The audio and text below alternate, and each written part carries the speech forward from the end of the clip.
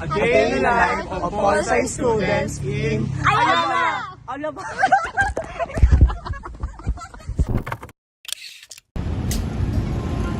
Isa ang barangay Ayala Alabang sa pinakamaunlad na barangay dito sa Muntinlupa. So kung makikita natin dito sa barangay, no, napakaraming mga buildings, establishments na kung saan nagpapatunay kung gaano kaunlad itong lugar na. At the same time, alam nyo ba na hindi lang naman ngayon na-start umunlad ito kung hindi noon pa. Ang unang itinalagang barangay chairman ng Ayala Alabang ay si Don Enrique Zobel noong 1981. Sinundan siya ni Danilo Tolentino mula 1984 hanggang 1987 at Anthony Abaya mula 1987 hanggang 1989. Si Vicente Chua ang naging unang nahalal na barangay chairman noong 1989 kasama ang mga kagawad na sina Oscar Antiquera na naging barangay chairman din kalaunan, Alfred Ceres Burgos Jr., Ramon Fernandez, Wilma Palafox, Rolando Pineda at Francisco Umali. Bilang barangay chairman, siya rin ang naging pangulo ng Association of Barangay Councils ng Muntinlupa at isang sektoral na kinatawan sa Sangguniang Bayan ng Muntinlupa mula 1989 hanggang 1997. Nagbitiw si Chua sa kanyang tungkulin noong 1998. Welcome to Ayala Alabang, a thriving community in Muntinlupa City. Ang nanguna sa ating barangay ay si Dr. Marcus Lester Arsentay na nagsisilbing ating punong barangay o barangay captain. Kasama niya ang mga dedicated members ng sangguniang barangay, ang ating mga konsehal na kumakatawan sa boses ng ating komunidad. Sila ay sina Patrick S. Bucobu, Simeon P. Lacson, Myron Carlo S. Gomez, Ricardo A. Presa, Lope V. Joban, Armando P. Batanggehan, John Philip R. Yong, and Iana C. Malabanan. Ang kultura at istorya ng St. James the Great Parish. Ito'y nagsisilbing pundasyon ng buhay espiritual ng Ayala Alabang residents.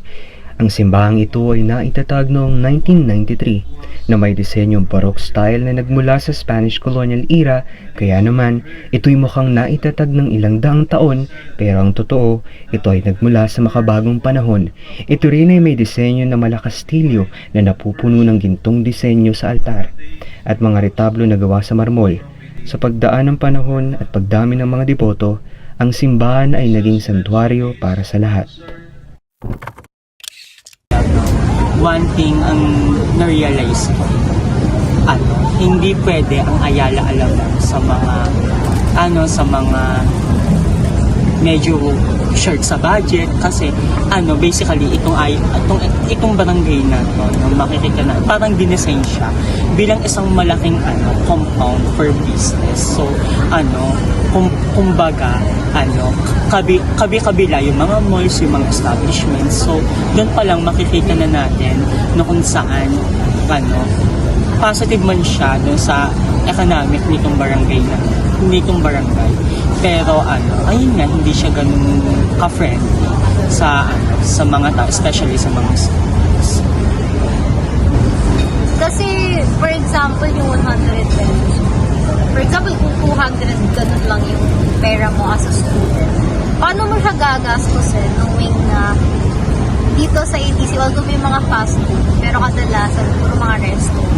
And para ka talaga mag-have fun, kailangan mo pa ng extra money. For example, yung pinunta natin yung Fire Zone. Diba? Isang game, like 20 to 30 pesos. Which cost a lot. Yung food mo pa. Oo. Diba? So, for example, kung mahaba yung kung mahaba yung vacant time, then malapit ka lang. Tapos wala kang pera. Ano gagawin mo? Dito. Eh, wala rin naman silang parang may park sila, yes. Pero hindi siya yung very malawak and mahangin. So, mainit pa rin siya. Ayun. Saka, boring din. Kasi pag wala ka talagang pera, wala ka talagang.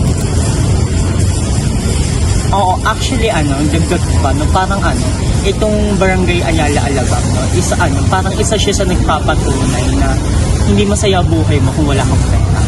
ayun talaga, no? Parang kung titignan natin sa pagsa-summarize, no? Ganun yung pinaka nagiging dati. So, hindi ka magiging masaya dito kung wala ka talagang pera. Kayo ba? Sa'yo. Well, I think kasi sa pagbabago ng panahon, di ba? Nagkaroon ng economic changes, and isa na din yung pagkakatatag ng Barangay Ayala Alabang, di ba? With that changes, nagkaroon ng presidential decree, yung pambansang ng 219, na nagtatatag talaga ng pagkakaroon ng bukod na lugar para sa Barangay Ayala Alabang and sa Alabang lang mismo. So dito nagkaroon ng pagkakaroon ng sarili nilang independency yung Ayala sa pag-develop nito sa lugar nito. Then in effect, nagkaroon na sila ng mga lugar na ganito nga. So, sobrang medyo pricey, mga ganyan. So we were able to develop this one fitting yung mga taong may mga ganitong economic status.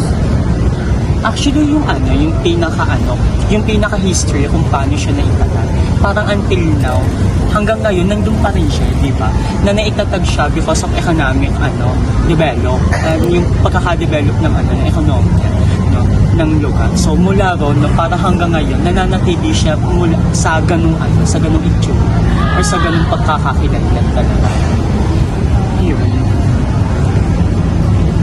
Saka nakakalito. Kasi, di ba, easy lang. Tapos lakad ka lang ng phone. Alam mo, like, from here, pwede ka lang maglakad. Tapos Oo. Central Park na. Ganun siya kadami. Kaya nakakalito na may border pala yung Ayala. At may Ayala Alabang pala. Kasi before, hindi nga pagkakaalam ko, Alabang lang. I guess on the same topic nung kanina, mahirap makapunta sa Ayala Alabang if you don't have your own car. Na parang yung jeep, nasa isang daan lang, nasa main road lang siya. Tapos kailangan mo lakadin yung other buildings. So parang hindi siya friendly dun sa mga on a budget. Talagang either mag-grab ka, mag-aangkas ka, or talagang may sarili kang car, which is much more pricey than nakasanayan natin sa loob ng hotel. I think, just want to add na yung knowing na yung history ng isang lugar, so we can see yung essence ng pag-aaral ng history talaga, na meron siyang effect in a way na it bridge yung gap na meron tayo sa knowledge ng isang lugar. Kasi it's also important na hindi ka lang nandun di ba? You have to immerse yourself kung ano yung meron sa paligid. And that's one of those is actually history.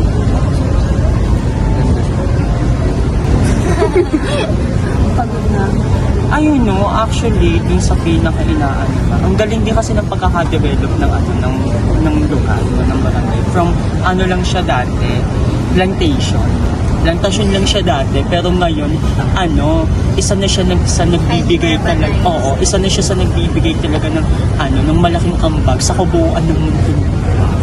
So doon pa lang makikita na natin na ang laki ng ambag nitong Barangay Ayala Alabang sa pinakakabuuan nitong Muntinlupa. Kasi parang kumbaga, ito yung premium Muntinlupa. Parang ganun yung dati, no? Na kung saan, ayun, dami talagang mapupunta. Oh my God. Saka nakakapag-ibago na under ng barangay, may city. Yes. Diba? Parang siyang BGC. Mm-hmm. Anggara.